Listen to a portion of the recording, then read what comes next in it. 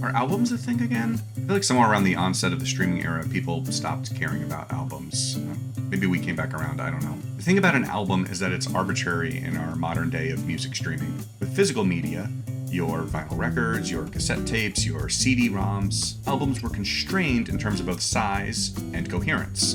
You couldn't easily skip to a specific track on a vinyl or a cassette tape, and if you did, it was always going to be a little imprecise because those media store the music as a single whole or in halves.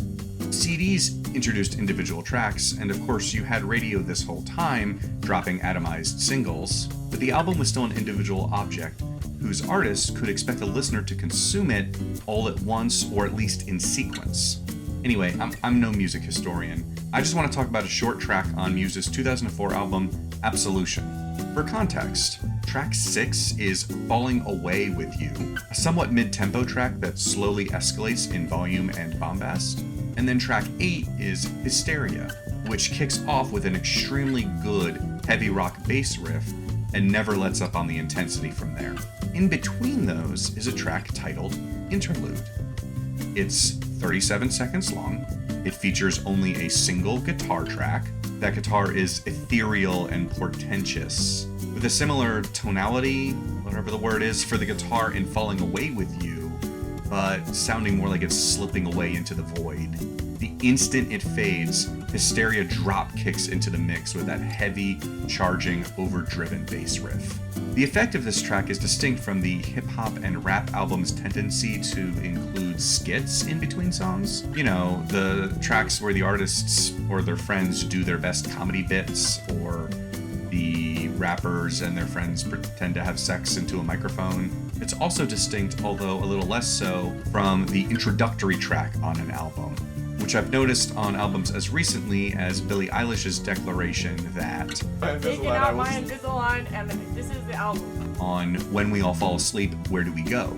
I love both of those things, to be clear, and they're both also representative of the way in which an album is conceived by its artist as a whole, but Interlude is more cinematic. It's simultaneously a down and up shift in tone, an action film's quiet conversation after the car chase scene, but before the climactic fight. Radiohead's Fitter Happier on their album OK Computer serves something of a similar role. It sits sad and kind of weird between the dreamy, snide Karma Police and the rollicking electioneering.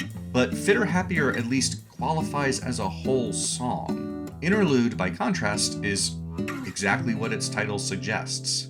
I think it's more common that songs like Interlude get stitched onto the end of a prior track rather than listed separately on their own. A particularly embarrassing example of this that comes to mind is Korn's 1999 album Issues, specifically between the songs No Way and Let's Get This Party Started.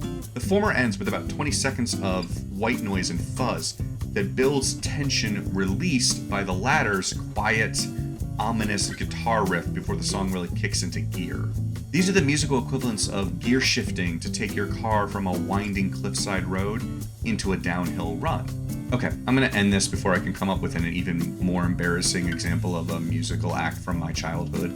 It's neat, is all I'm saying, to be able to consider how an album works as a whole rather than simply as a collection of individual songs. There's a lot to be gained conceptually from thinking about an album the same way you think about a novel or a single film. This is surely how many musical artists still think about their albums while producing them. But in the era of streaming services and algorithmically curated playlists, it can be easy as a listener to miss it or forget about it.